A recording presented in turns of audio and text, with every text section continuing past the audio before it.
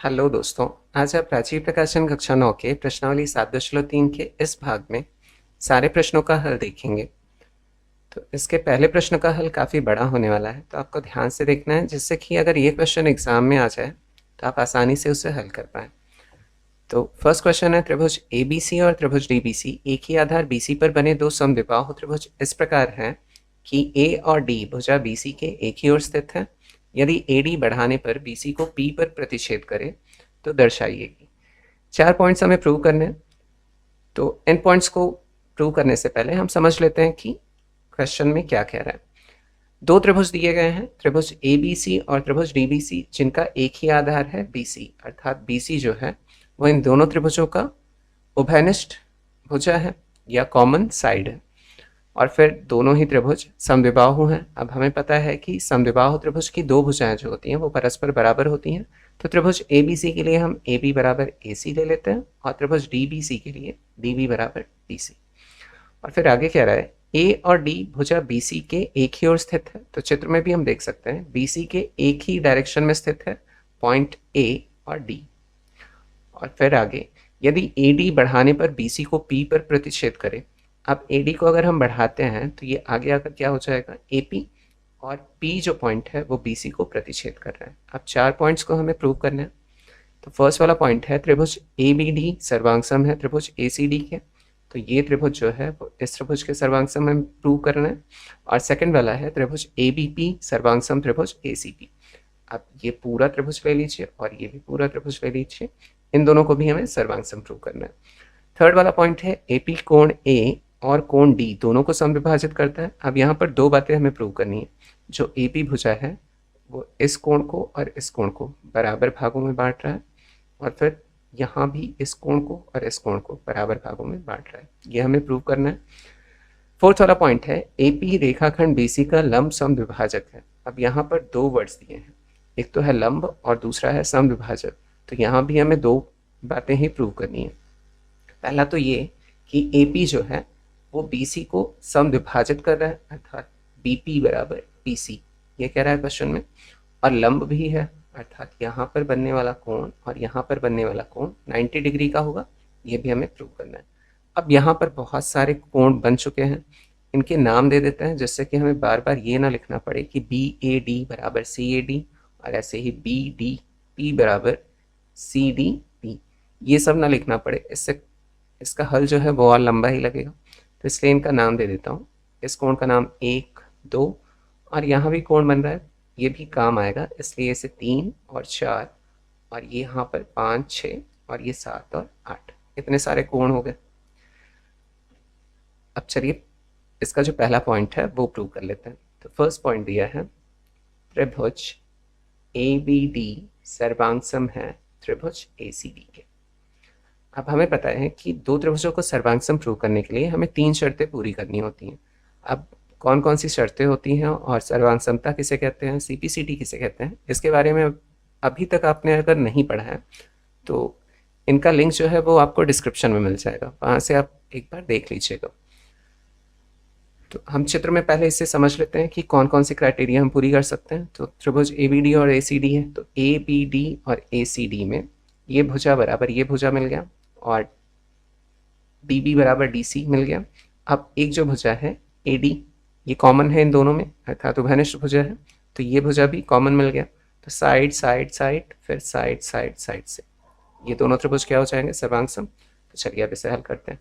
अब दो त्रिभुजों को सर्वांग सम सिद्ध करना है, तो इन्हीं दोनों त्रिभुजों को लेकर हमें आगे बढ़ना है। तो त्रिभुज ABD और त्रिभुज ACD में AB बराबर AC ये ऑलरेडी दिया हुआ है, और AD जो है वो कॉमन साइड है, तो AD बराबर AD, इसे लिख लेंगे उभयनिष्ठ भुजा।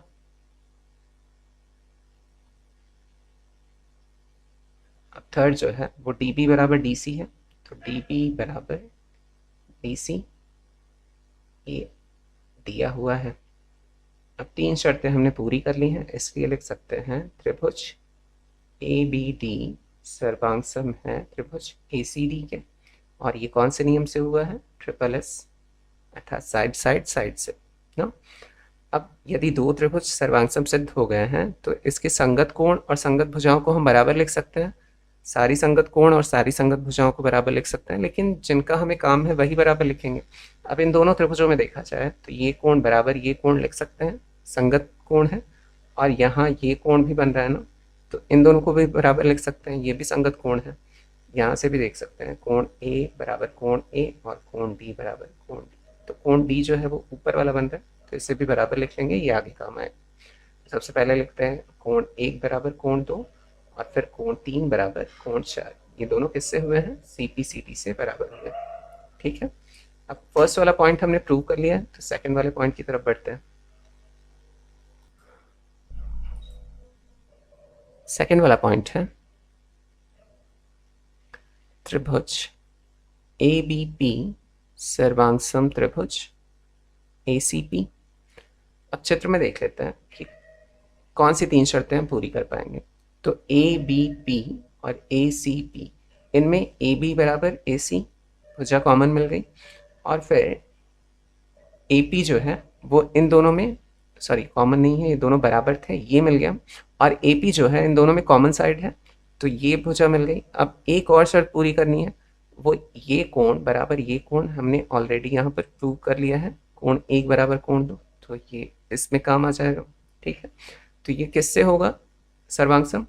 साइड एंगल और फिर साइड ये वाला, फिर साइड एंगल और साइड, अर्थात एस ए एस से होगा, तो इसी की सहायता से हम इसे सर्वांग सम प्रूव करेंगे। तो अब त्रिभुज ए बी पी और त्रिभुज ए सी पी, ए बी बराबर ए सी ये दिया हुआ है, और फिर कोण 1 बराबर कोण 2, अब ये ऊपर सिद्ध किया जा चुका है। या तो उसे आप समीकरण 1 बना लेते हैं और यहाँ पर लिख देते हैं कि समीकरण 1 से, या ऐसे भी लिख सकते हैं ऊपर सिद्ध किया जा चुका है, किया जा चुका है। और फिर ए पी बराबर ए पी, ये दोनों क्या है? दोनों में कॉमन साइड है या उभयनिष्ठ भुजा है, तो उभयनिष्ठ भुजा। अब 3 शर्तें हमने पूरी कर दी हैं, तो लिख सकते हैं इसीलिए त्रिभुज ए बी पी सर्वांग सम त्रिभुज ए सी पी, और ये किससे हुआ है? साइड एंगल साइड से। अब दो त्रिभुजों को हमने सर्वांग सम प्रूव कर लिया है, तो यहाँ से भी कुछ काम का अगर मिल जाए तो संगत भुजाएं या संगत कोण जो बराबर हम लिखते हैं, तो यहाँ हमें बी पी और सी पी बराबर मिल रहा है, तो ऐसे लिख लेते हैं बी पी बराबर सी पी। चित्र में भी देख लीजिए दोनों त्रिभुजों में ये पड़ रहा है, त्रिभुज ए बी पी में और त्रिभुज ए सी पी में बी पी बराबर सी पी, ये हमें आगे काम आएगा ना, समद्विभाजक है, यही तो प्रूव करना है फोर्थ वाले पॉइंट में, तो वहाँ काम आ जाएगा ये। ठीक है, तो यहाँ से ये लिख लेते हैं बी पी बराबर सी पी, और ये किससे होगा? सी पी सी टी से। अब ये भी हमने प्रूव कर लिया सेकंड वाला पॉइंट, तो अब थर्ड वाले पॉइंट की तरफ बढ़ते हैं। थर्ड वाला पॉइंट जो प्रूव करना है हमें, वो दिया है ए पी कोण ए और कोण डी को समद्विभाजित करता है, समद्विभाजित करता है। अब चित्र में देखिए ए पी जो है वो इस कोण को और इस कोण को समद्विभाजित करता है, ये ऑलरेडी हम प्रूव कर चुके हैं, कोण 1 बराबर कोण 2, बस आगे वाला हमें प्रूव करना है, कोण 5 बराबर कोण 6, है ना। तो ये तो हम पहले लिख लेते हैं, फिर अगला मैं समझाता हूँ कोण डी को हम कैसे प्रूव करेंगे। तो चूंकि कोण 1 बराबर कोण 2 ये ऊपर ऑलरेडी सिद्ध किया जा चुका है, ऊपर सिद्ध किया जा चुका है, इसीलिए हम लिख सकते हैं कि ए पी कोण ए को समद्विभाजित करता है,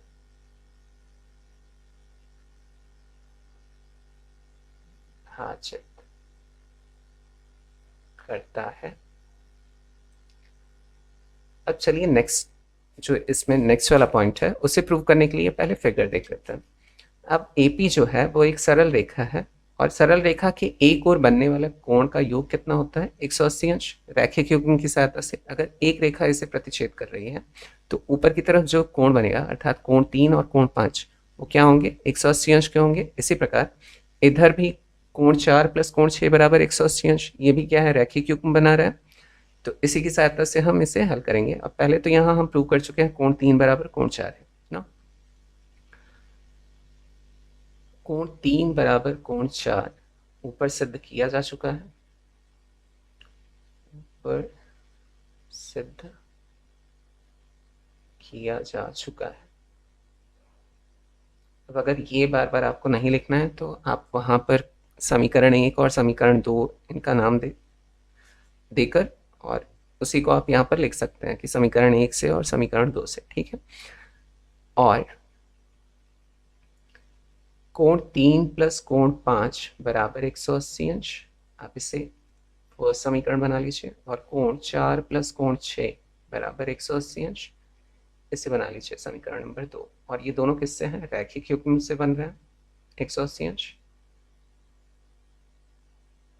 अब समीकरण 1 और 2 से यदि दायां पक्ष बराबर है तो बायां पक्ष अपने आप बराबर हो जाएगा, है ना, क्योंकि दोनों ही तो रैखिक युग्म बना रहे हैं। तो समीकरण 1 और समीकरण 2 से, 1 और समीकरण 2 से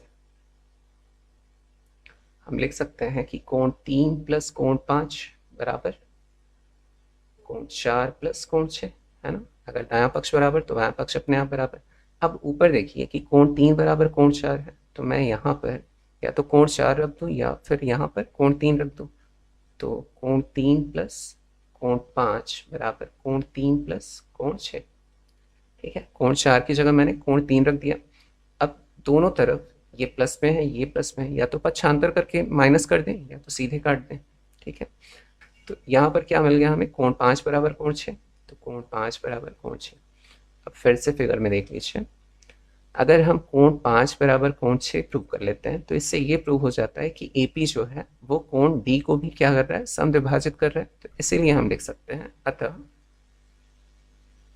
AP कोण D को भी समद्विभाजित करता है, समविभाजित करता है। तो ये हमने प्रूव कर लिया। अब बचा है चौथा पॉइंट, तो चलिए उसे भी प्रूव कर लेते हैं। चौथा पॉइंट जो हमें प्रूव करना है वो दिया है AP रेखाखंड BC का लंब समद्विभाजक है, समद्विभाजक है। अब AP जो है वो समद्विभाजक है BC का, ये ऑलरेडी हमने प्रूव कर लिया है। कैसे? मैंने जैसा कि कहा था कि सेकंड वाले में मैंने कहा था ना कि आगे काम आएगा BP is equal to CP। अब चित्र में भी देख लीजिए, BP बराबर CP या PC, तो P जो पॉइंट है इन दोनों को समद्विभाजित कर रहा है, अर्थात AP जो है वो BC को समद्विभाजित कर रहा है। ये प्रूव हो जाएगा, तो ये तो आसानी से प्रूव कर लेंगे। तो यहीं लिख सकते हैं हम, चूंकि BP is equal to CP ऊपर सिद्ध किया जा चुका है, ऊपर सिद्ध किया जा चुका है, इसलिए हम लिख सकते हैं AP रेखाखंड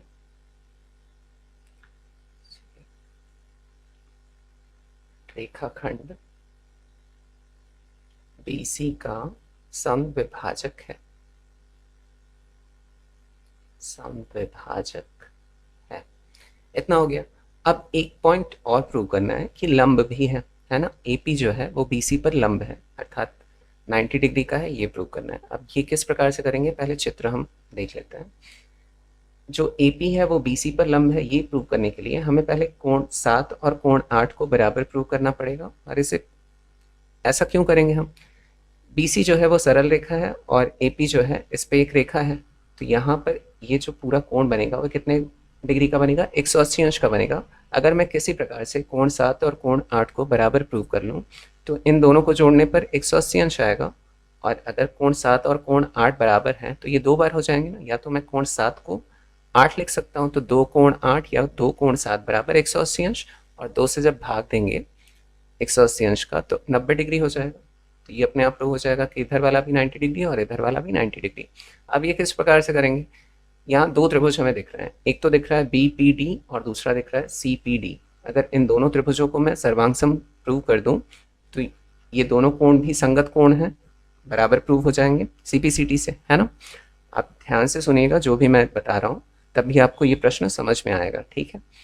तो अब इन दोनों त्रिभुजों को हम सर्वांग बहुत आसानी से सिद्ध कर सकते हैं। हमें पता है कि DB बराबर DC, ये दिया हुआ है ऑलरेडी, क्योंकि DBC जो है वो समद्विबाहु त्रिभुज है, ये पहले ही हम देख चुके हैं। और फिर जो DP है वो इन दोनों में कॉमन है, और अब भी हमने प्रूव किया है BP बराबर CP।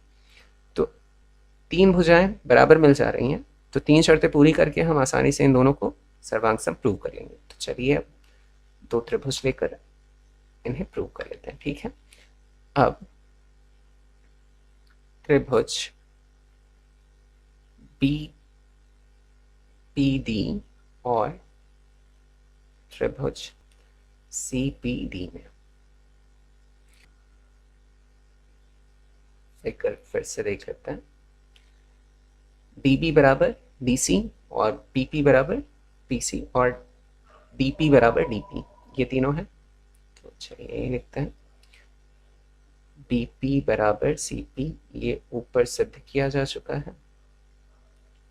जो सेकंड वाला पॉइंट हमने प्रूव किया था उसी में ऊपर सिद्ध किया जा चुका है। और DB is equal to DC, ये ऑलरेडी दिया हुआ है क्योंकि समद्विबाहु त्रिभुज है। और फिर कॉमन क्या है, DP बराबर DP, तो DP बराबर DP, ये उभयनिष्ठ भुजा है, उभयनिष्ठ भुजा। अगर आप SSS से प्रूव कर रहे हैं तो आप ऊपर नीचे कहीं भी लिख सकते हैं, कोई भी मतलब भुजाएं जो हैं वो आगे पीछे करके लिख सकते हैं। लेकिन जब ऐसे S करके लिखेंगे तो पहले साइड लिखिएगा, फिर एंगल लिखिएगा, फिर साइड लिखिएगा, ठीक है। ये बात ध्यान रखिएगा। फिर अगर एंगल साइड से हम अगर प्रूव कर रहे हैं तो पहले एंगल लिखिएगा, फिर एंगल लिखिएगा, फिर साइड लिखिएगा, तो क्रम से होना चाहिए। तो अब यहाँ हमने तीन शर्तें पूरी कर ली हैं, तो इसलिए लिख सकते हैं, इसीलिए त्रिभुज BPD सर्वांग है त्रिभुज CPD के।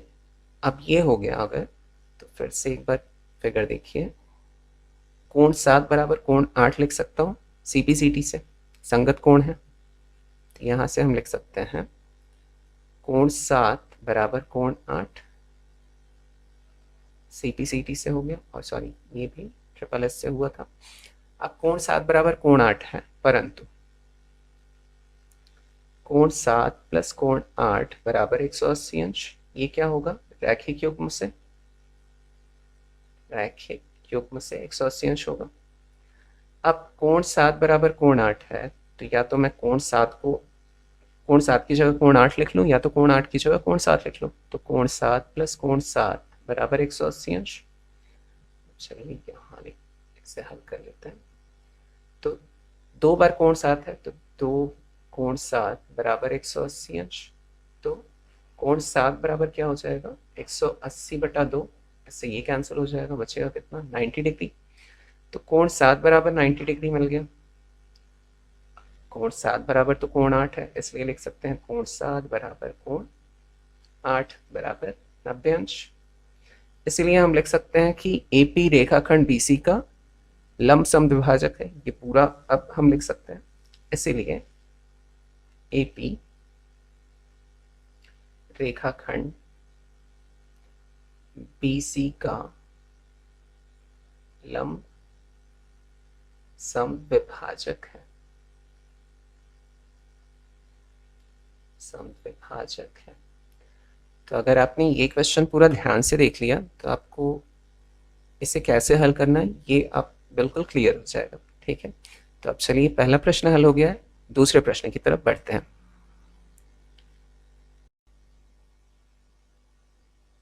दूसरा प्रश्न है AD एक समद्विबाहु त्रिभुज ABC का शीर्ष लंब है जिसमें AB बराबर AC है, दर्शाइए कि। तो सबसे पहले हम एक त्रिभुज ड्रॉ कर लेते हैं, तब पॉइंट्स को मैं समझाता हूँ कि क्या कह रहा है। एक त्रिभुज बना लेते हैं समद्विबाहु त्रिभुज, और समद्विबाहु है तो दो भुजाएं तो बराबर होंगी हैं, और इनका नाम दिया है A, B एंड C। इसमें दो भुजाएं AB बराबर AC है, ये लिख लिया। AD जो है वो शीर्ष लंब है, तो AD शीर्ष लंब डाल दिया। शीर्ष लंब है अर्थात यहाँ बनने वाला कोण और यहाँ बनने वाला कोण 90 डिग्री का होगा। फिर हमें जो पॉइंट्स दिखाने हैं वो है AD रेखाखंड BC को समद्विभाजित करता है, तो AD जो है वो BC को, सॉरी D है, तो BC को समद्विभाजित कर रहा है, तो ये और ये बराबर है। या हम ये भी बोल सकते हैं BD बराबर DC, ये प्रूव करना है फर्स्ट पॉइंट में। और सेकंड में AD कोण A को समद्विभाजित करता है, तो कोण A को जो है वो AD समद्विभाजित कर रहा है, तो ये वाला कोण बराबर ये वाला कोण, ये भी हमें सेकंड वाले पॉइंट में प्रूव करना है। अगर हमें BD बराबर DC प्रूव करना है किसी प्रकार से, और ये वाला कोण बराबर ये वाला कोण प्रूव करना है, तो दोनों त्रिभुज, यहाँ दो त्रिभुज दिख रहे हैं, इन दोनों को अगर मैं सर्वांग प्रूव कर दूँ तो CP/CT की सहायता से हम लिख सकते हैं ना कि BD बराबर DC और ये वाला कोण बराबर ये वाला कोण, क्योंकि ये संगत कोण हो जाएगा और ये संगत भुजाएं हो जाएंगी, ठीक है। और यहाँ 90 डिग्री का कोण बन रहा है, तो मैं यहाँ सर्वांग समता प्रूव करने के लिए RHS का उपयोग करूंगा। ऐसे राइट हाइपोटेन्यूज साइड बोलते हैं, राइट हाइपोटेन्यूज साइड। अब इसके बारे में आपको थोड़ा समझा देता हूँ शॉर्ट में। अगर इसका उपयोग हम करते हैं तो इसके लिए इम्पॉर्टेंट ये है कि पहले तो हाइपोटेन्यूज को हम क्या कहते हैं, कर्ण बोलते हैं। तो कर्ण का बराबर होना जरूरी है। कर्ण तो यहाँ ऑलरेडी बराबर दिख रहा है, कैसे? 90 डिग्री के सामने की जो भुजा होती है वो कर्ण कहलाती है। यहाँ भी 90 डिग्री के सामने की भुजा कर्ण, तो ये भुजा बराबर ये भुजा मिल रहा है, और इनमें से कोई भी एक भुजा बराबर हो जाए, अर्थात या तो आधार बराबर हो जाए या तो लंब बराबर हो जाए।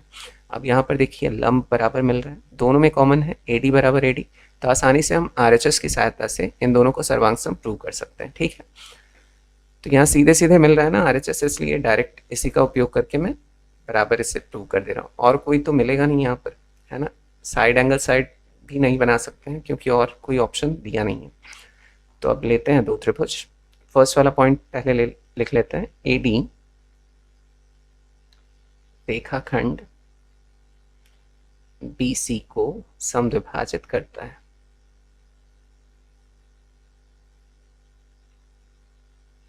समद्विभाजित करता है। अब त्रिभुज ADB और त्रिभुज ADC में अब तीन क्राइटेरिया पूरी करनी है, तो मैंने बता लिया है। कोण ADB बराबर ADC लिख सकते हैं, कोण ADB बराबर कोण ADC, और ये दोनों क्या है, 90 अंश, तो प्रत्येक कोण 90 अंश क्योंकि शीर्ष लंब है। और फिर AB बराबर AC, AB बराबर AC दिया हुआ है ऑलरेडी, और कोई भी एक भुजा बराबर हो जाए, या तो आधार बराबर हो जाए या तो लंब बराबर हो जाए। तो यहाँ पर लंब बराबर दिख रहा है, AD बराबर AD, AD बराबर AD, ये उभयनिष्ठ भुजा है।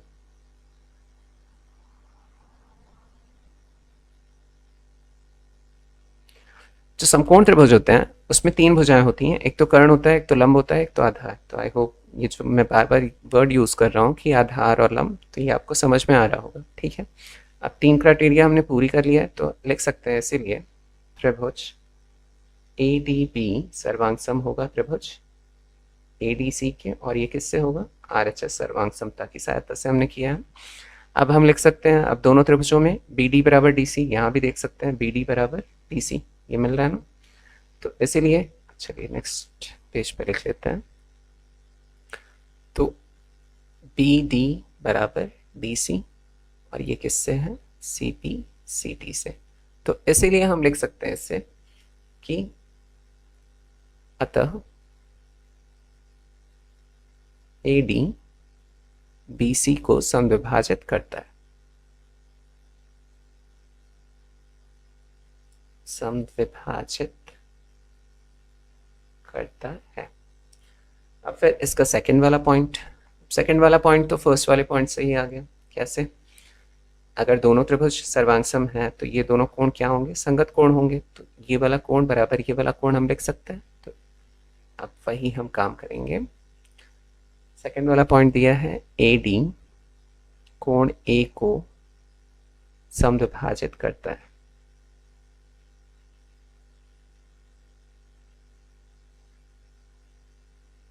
समविभाजित करता है।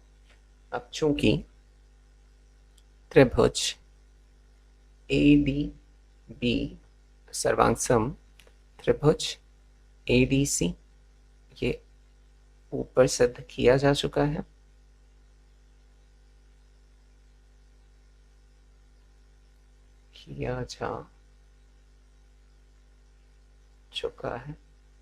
इसीलिए हम लिख सकते हैं, इसीलिए कोण बी ए डी बराबर कोण C A D, C P C T से। अब चित्र में देख लीजिए, चाहे जैसे लिख सकते हैं, बी ए डी बराबर सी ए डी या तो फिर डी ए बी बराबर डी ए सी, कैसे भी फॉर्मेट में लिखिए, कोण ये कोण बराबर ये कोण ही आएगा, है ना। तो सी पी सी टी से ये लिख लिया। अतः हम लिख सकते हैं इसे भी क्या, कोण ए बराबर कोण ए, ये भी लिख सकते हैं। अतः ए डी कोण ए को समविभाजित करता है। अब जो बीच वाला आता है वही तो कोण कहलाता है ना, तो कोण ए बराबर कोण ए आ गया, तो समविभाजित करता है। ठीक है, प्रश्न में यही बोल रहा है तो यही लिख लेते हैं कि ए डी जो है कोण ए को समविभाजित करता है, तो ए डी कोण ए को समविभाजित करता है, ये हमने प्रूव कर लिया। ठीक, तो आई होप कि आपको अच्छे से समझ में आया होगा। चलिए अब अगले प्रश्न की तरफ बढ़ते हैं। तीसरा प्रश्न है, एक त्रिभुज ABC की दो भुजाएं AB और BC तथा माध्यिका AM क्रमशः एक दूसरे त्रिभुज की भुजाओं PQ और QR तथा माध्यिका PN के बराबर है।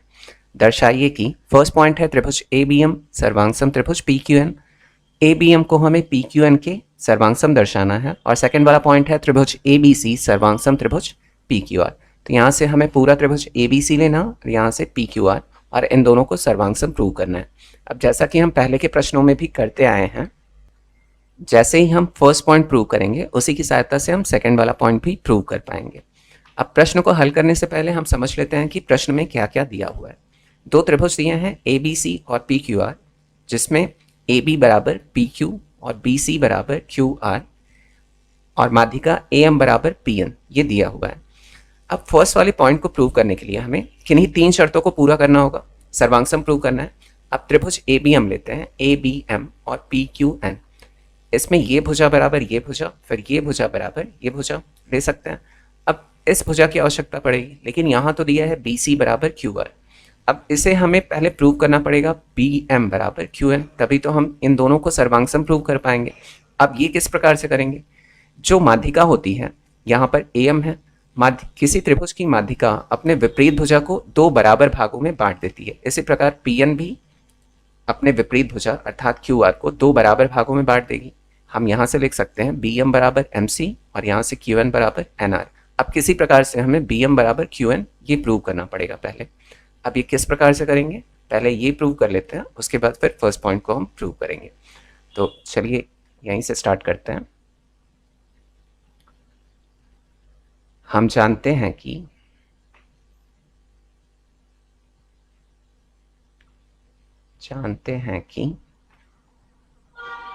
त्रिभुज की माध्यिका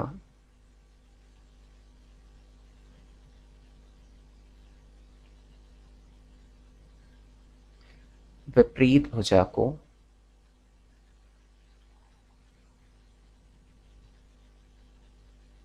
समद्विभाजित करती है।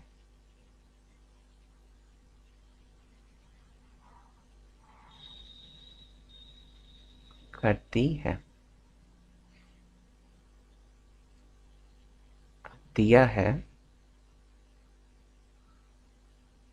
त्रिभुज ए बी सी की माध्यिका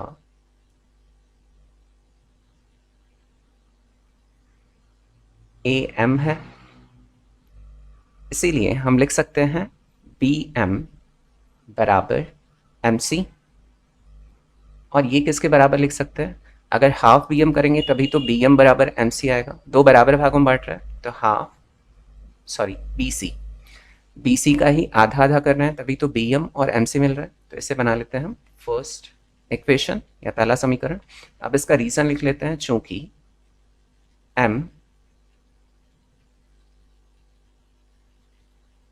बी सी की माध्यिका है।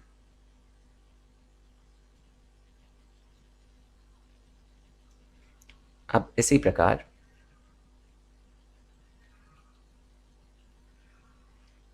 त्रिभुज पी क्यू आर की माध्यिका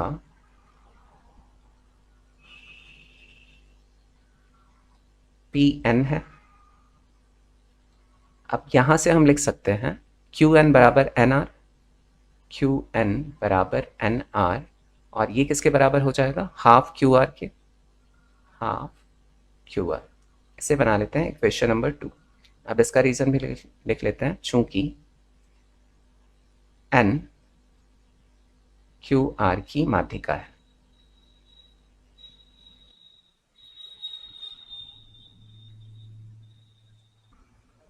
अब प्रश्न में दिया है कि बी सी बराबर क्यू आर, और दोनों पक्षों में अगर मैं 2 का भाग दे दूं तो बी सी बाई 2 या half B C is equal to half Q R लिख सकता हूं। और हाफ बी सी बराबर कितना है? बी एम है। और हाफ क्यू आर बराबर कितना है? क्यू एन है। तो इसी की सहायता से हम बी एम बराबर क्यू एन ये प्रूव कर लेंगे। ठीक है, तो नेक्स्ट पेज पे इसे करते हैं। अब बी सी बराबर क्यू आर ये दिया हुआ है। अब दोनों पक्षों में 2 से भाग दे रहे हैं, तो हाफ बी सी बराबर हाफ क्यू आर। अब यहाँ हमें आवश्यकता है, वैसे तो हम ये भी लिख सकते हैं हाफ बी सी बराबर एम सी भी लिख सकते हैं, लेकिन हमें आवश्यकता किसकी है? बी एम की आवश्यकता है। तो हाफ बी सी की जगह बी एम और हाफ क्यू आर की जगह क्यू एन लिख लेते हैं। तो हाफ बी सी की जगह बी एम बराबर क्यू एन। ये किससे हमने किया है? समीकरण 1 व 2 से, 1 व समीकरण 2 से। अब हमने यहाँ पर बी एम बराबर क्यू एन ये प्रूव कर लिया है। तो अब फर्स्ट पॉइंट पे आ जाते हैं, जो हमें प्रूव करना है त्रिभुज ए बी एम सर्वांगसम त्रिभुज पी क्यू एन के। तो फर्स्ट वाला पॉइंट लिख लेते हैं, त्रिभुज ए बी एम सर्वांगसम त्रिभुज पी क्यू एन। अब यही 2 त्रिभुज ले लेते हैं, त्रिभुज ए बी एम और त्रिभुज पी क्यू एन में क्या क्या बराबर है? ए बी बराबर पी क्यू ये दिया हुआ है, और फिर ए एम बराबर पी एन ये भी दिया हुआ है। ये दोनों माध्यिका हैं, ये बराबर दिया हुआ ऑलरेडी। और तथा बी एम बराबर क्यू एन ये हमने अभी प्रूव किया है। ये समीकरण, इसे हम समीकरण 3 बना लेते हैं जिससे लिखने में आसानी हो। ठीक है, समीकरण 3 से 3 शर्तों को हमने पूरा कर लिया है, तो इसलिए लिख सकते हैं, इसीलिए त्रिभुज ए बी एम सर्वांगसम होगा त्रिभुज पी क्यू एन के। और ये किससे हुआ है? एस एस एस क्राइटेरिया से। ठीक है, अब यहाँ पर हम आगे का जो पॉइंट प्रूव करना है उसके लिए पहले चित्र देख लेते हैं। अब ए बी एम और पी क्यू एन को हमने सर्वांगसम प्रूव कर लिया है। अब यहाँ से हम ये वाला एंगल बराबर ये वाला एंगल लिख सकते हैं सी पी सी टी की सहायता से, और इसी की सहायता से हम अगला जो है वो प्रूव कर पाएंगे। तो इसी की आवश्यकता पड़ेगी, तो यही हम लिख लेते हैं, कोण बी बराबर कोण क्यू। ये सी पी सी टी से हम यहाँ भी देख सकते हैं कोण बी बराबर कोण क्यू। ठीक है, अब सेकेंड वाला पॉइंट प्रूव करते हैं जो कि दिया हुआ है, त्रिभुज ए बी सी सर्वांगसम त्रिभुज पी क्यू आर। चलिए चित्र में देख लेते हैं। ये भुजा बराबर ये भुजा, ये पूरा अगर हम ले रहे हैं ए बी सी और यहाँ पर पी क्यू आर, तो ये भुजा बराबर ये भुजा, उसके बाद फिर ये कोण बराबर ये कोण, फिर बी सी बराबर क्यू आर ऑलरेडी दिया हुआ है, तो साइड एंगल फिर साइड, फिर साइड एंगल फिर साइड, तो साइड एंगल साइड से ये दोनों त्रिभुज सर्वांगसम प्रूव हो जाएंगे। तो यही करेंगे, त्रिभुज ए बी सी और त्रिभुज पी क्यू आर में ए बी बराबर पी क्यू ये दिया हुआ है और कोण बी बराबर कोण क्यू ये ऊपर सिद्ध किया जा चुका है। या तो समीकरण बना के भी हम लिख सकते हैं कि इसे समीकरण 4 बना लीजिए, फिर लिख दीजिए समीकरण 4 से, ऐसे भी लिख सकते हैं, ऊपर सिद्ध किया जा चुका है, सिद्ध किया जा चुका है। और अब भुजा ले लेते हैं एक, वो है तथा बी सी बराबर क्यू आर, ये ऑलरेडी दिया हुआ है। अब 3 शर्तें हमने पूरी कर ली हैं, तो इसलिए लिख सकते हैं, इसीलिए त्रिभुज ए बी सी सर्वांगसम है त्रिभुज पी क्यू आर के। और ये कौन से नियम से हुआ है? साइड एंगल साइड से। तो दोनों बातें हमने, दोनों पॉइंट्स को प्रूव कर लिया है। तो अब चलिए अगले प्रश्न की तरफ बढ़ते हैं।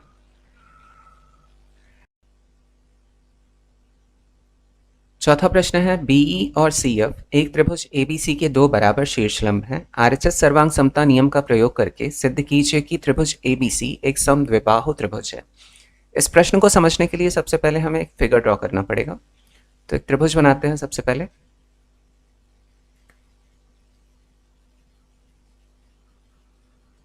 इसका नाम है ए बी एंड सी।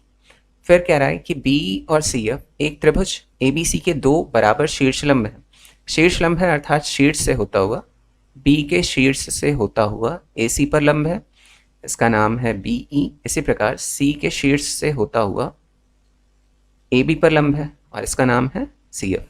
और ये दोनों ही क्या है? बराबर है। यहाँ से ये बात पता चल गई। फिर आगे कह रहा है कि आरएचएस सर्वांग समता नियम का प्रयोग करके सिद्ध कीजिए कि त्रिभुज एबीसी एक समद्विबाहु त्रिभुज है। किसी त्रिभुज को समद्विबाहु त्रिभुज प्रूव करने के लिए हमें किन्हीं 2 भुजाओं को बराबर प्रूव करना पड़ेगा। यहाँ से हम ए बी बराबर ए सी प्रूव कर सकते हैं। और ये किस प्रकार से करेंगे? अगर मैं यहाँ से 2 त्रिभुज ऐसे ले लूँ जिसमें बी एफ और ई सी दोनों आ जाए, और इससे अगर मैं बराबर प्रूव कर लूँ तो कैसे प्रूव कर सकता हूँ? सर्वांग समता के नियम से। इसी प्रकार यहाँ ये वाली भुजा ए एफ और ए ई, ये भी अगर किसी प्रकार से मैं बराबर प्रूव कर दूँ और लास्ट में ए एफ और बी एफ को जोड़ दूँ, इसी प्रकार ए ई और सी ई को जोड़ दूँ, तो ये भुजा बराबर ये भुजा मिल जाएगा। अब ये किस प्रकार से करेंगे अच्छे से समझते हैं हल करके, ठीक है? तो चलिए इसे हल करते हैं। तो हमें 2 त्रिभुज लेना है। अब यहाँ एक बात आपको बता दूं कि शीर्षलंब है तो ये भी 90 डिग्री का बनेगा एंगल, और यहाँ भी 90 डिग्री का, सेम यहाँ भी 90 डिग्री और ये भी 90 डिग्री का, ठीक। तो अब 2 त्रिभुज लेते हैं जिसमें कि ये भुजा और ये भुजा सम्मिलित हो। तो पहला त्रिभुज ले लेते हैं, त्रिभुज B E C, B E and C, ये वाला त्रिभुज। और फिर अगला लेंगे सी बी एफ और त्रिभुज सी बी एफ में। अब हमें 3 शर्तें पूरी करनी है, और सबसे पहले तो हमें आरएचएस से इसे सर्वांगसम सिद्ध करना है। तो आरएचएस से प्रूव हो जाएगा, यहाँ 90 डिग्री का एंगल बन रहा है और यहाँ भी 90 डिग्री का एंगल। अब मैं सेकंड वाले क्वेश्चन में बता चुका हूँ आप लोगों को, आरएचएस से जब भी हम प्रूव करते हैं सर्वांग समता को, तो एक तो होना चाहिए कि राइट एंगल तो है ही क्योंकि 90 डिग्री का एंगल बन रहा है, और हाइपोटेन्यूज जो होता है अर्थात जो कर्ण होता है, तो 90 डिग्री के सामने की जो भुजा है वो क्या है? बीसी। और यहाँ भी 90 डिग्री के सामने की भुजा बीसी ही है, अर्थात ये उभयनिष्ठ भुजा है दोनों के लिए, तो ये बराबर है। तो अगर कर्ण बराबर मिल गया तो अब कोई भी भुजा एक और बराबर हो जाए तो हमारा काम बन जाएगा। अब यहाँ पर इस त्रिभुज में सी एफ बराबर बी ऑलरेडी दिया हुआ है, ये दोनों शीर्षलंब क्या है? बराबर है। तो अब यहाँ से हम आरएचएस से आसानी से प्रूव कर सकते हैं। तो यही लिखेंगे, कि कोण BEC बराबर कोण CFB ये कितना है, 90 डिग्री है। अब इसका रीज़न लिख लेते हैं, चूंकि BE लंब है AC पर तथा CF लंब है AB पर। ये ऑलरेडी दिया हुआ है, शीर्ष लंब है। अब BC बराबर BC है, ये दोनों क्या है, ये भुजा जो है इन दोनों त्रिभुजों के लिए कॉमन है, तो BC बराबर BC, इसे लिख लेते हैं उभयनिष्ठ भुजा।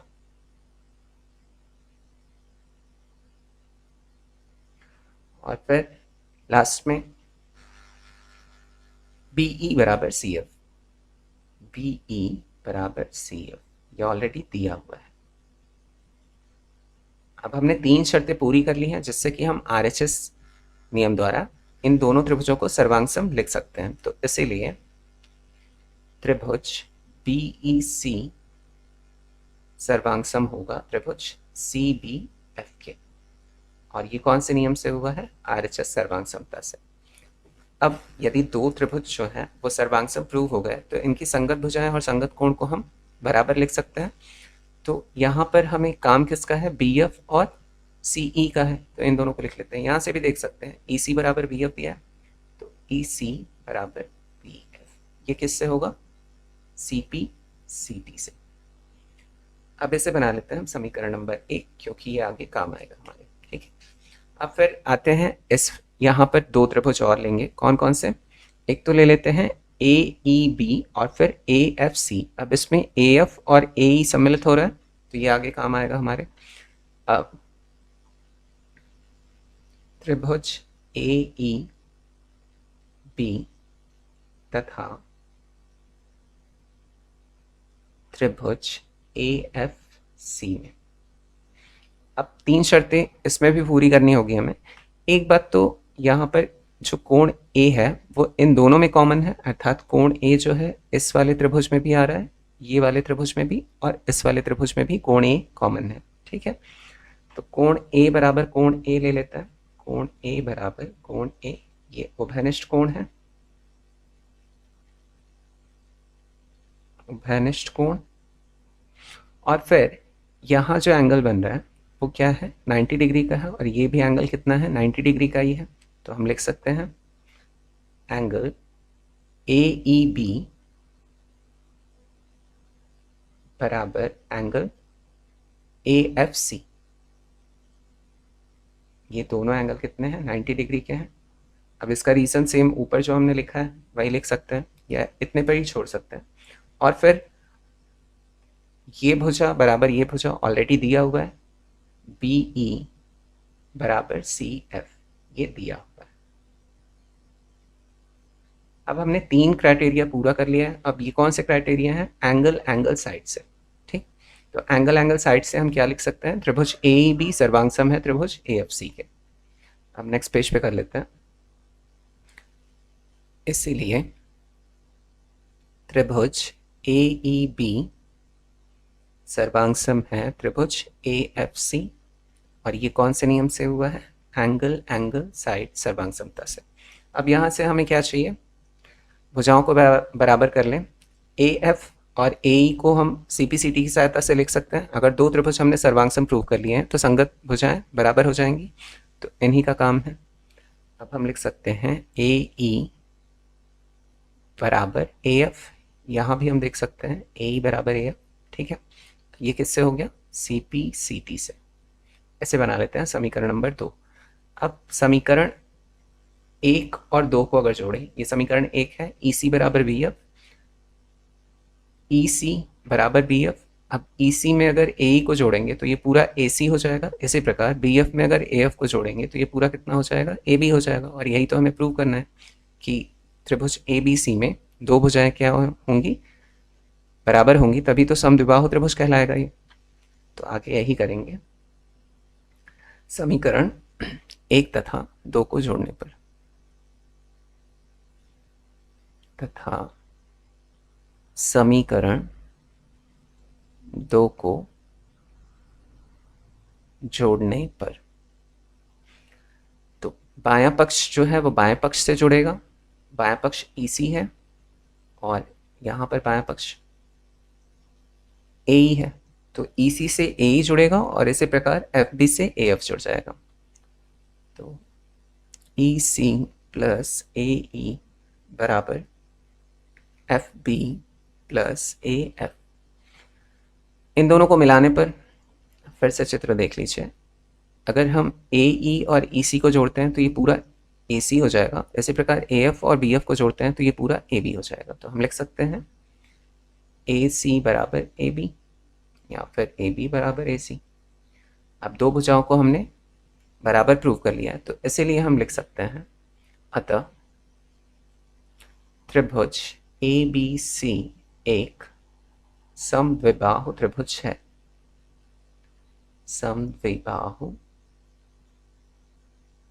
त्रिभुज है, और ये हमने सिद्ध कर दिया। तो इति सिद्धम। अब ये प्रश्न हल हो गया। इस एक्सरसाइज का लास्ट वाले क्वेश्चन की तरफ आगे बढ़ते हैं, जो कि पांचवा प्रश्न है। पांचवा प्रश्न है ए बी सी एक समद्विबाहु त्रिभुज जिसमें ए बी बराबर ए सी है। ए पी लंब बी सी खींचकर दर्शाइए कि कोण बी बराबर कोण सी है। इसके लिए सबसे पहले हमें एक फिगर ड्रॉ करना पड़ेगा, फिर मैं समझाऊंगा आप लोगों को कि ये प्रश्न बदल कर भी कैसे पूछा जा सकता है। तो एक त्रिभुज बना लेते हैं, इसे नाम दे देते हैं हम ए बी एंड सी। फिर कह रहा है कि ए पी जो है लंब है बी सी पर, तो ए से लेकर हम एक लंब डाल देते हैं जिसका नाम है ए पी, और बी सी पर यह लंब है, अर्थात यहाँ बनने वाला कोण और यहाँ पर बनने वाला कोण 90 डिग्री का होगा। अब ये प्रश्न कैसे बदल कर पूछा जा सकता है? पूछेगा कि ए बी सी एक समद्विबाहु त्रिभुज है जिसमें ए बी बराबर ए सी है, अर्थात ये बराबर ये है, तो सिद्ध करिए कि इसके सामने के जो परस्पर कोण होते हैं वो बराबर होते हैं। ऐसा भी पूछ सकता है। तो वहां पर ये मेंशन नहीं किया होगा कि ए पी जो है लंब है बी सी पर, तो ये हमें खुद से रचना करनी पड़ेगी। ठीक है, आई होप आप लोगों को समझ में आ गया होगा। अब यहाँ पर दो त्रिभुज बन रहे हैं, तो इन्हें अगर किसी प्रकार से हम सर्वांग प्रूव कर दें, इसके जो संगत कोण होंगे और संगत भुजाएं होंगी वो बराबर हो जाएंगी, तो हम आसानी से कोण बी बराबर कोण सी लिख सकते हैं। तो यही हम करने जा रहे हैं। तो चलिए जो जो दिया हुआ है वो नोट कर लेते हैं। त्रिभुज ए बी सी में ए बी बराबर ए सी ये दिया हुआ है, और दिया है ए पी लंब है बी सी पर, तथा करके लिख लीजिए। फिर दो त्रिभुज ले लेते हैं ए पी बी और ए पी सी। अब त्रिभुज ए पी बी और त्रिभुज ए पी सी में अब दो त्रिभुज दिख रहे हैं, इसमें ये 90 डिग्री का है, ये भी 90 डिग्री का है, तो इसे हम RHS की सहायता से प्रूव कर सकते हैं। चेक कर लेते हैं। अगर 90 डिग्री के सामने की जो भुजा है वो कर्ण होती है, अगर कर्ण बराबर मिल जाए तो ये RHS की सहायता से हम प्रूव कर सकते हैं। तो ये 90 डिग्री के सामने की भुजा ऑलरेडी दी हुई है, ए बी और ए सी ये बराबर है, तो कर्ण तो बराबर मिल गया। और एक कोई भी भुजा, चाहे ये आधार हो चाहे लंब हो, वो बराबर होना चाहिए। तो यहाँ लंब जो है वो इन दोनों में कॉमन दिख रहा है, अर्थात ए पी जो भुजा है वो इन दोनों में कॉमन है, तो हम इसे RHS की सहायता से आसानी से प्रूव कर सकते हैं। तो सबसे पहले कोण लिख लेते हैं। कोण ए पी बी, कोण ए पी बी बराबर कोण ए पी सी, कोण ए पी सी ये दोनों कितने हैं? 90 डिग्री के हैं। और इसका रीज़न क्या है? चूंकि ए पी लंब है बी सी पर। और फिर भुजा ले लेते हैं ए बी बराबर ए सी, ये ऑलरेडी दिया हुआ है। और फिर ए पी जो है इन दोनों त्रिभुजों में कॉमन है, तो ए पी बराबर ए पी, उभयनिष्ठ भुजा।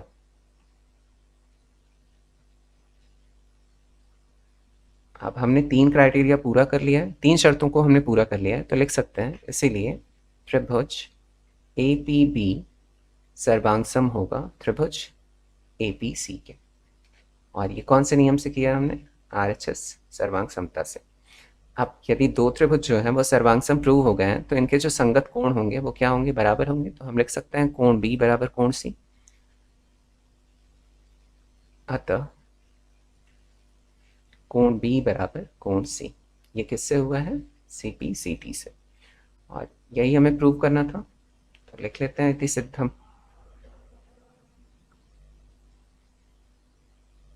ये प्रश्नावली समाप्त हो गई। क्वेश्चन फिफ्थ के साथ ही अब हम आगे जो प्रश्नावली है, चैप्टर जो है वो चतुर्भुज है।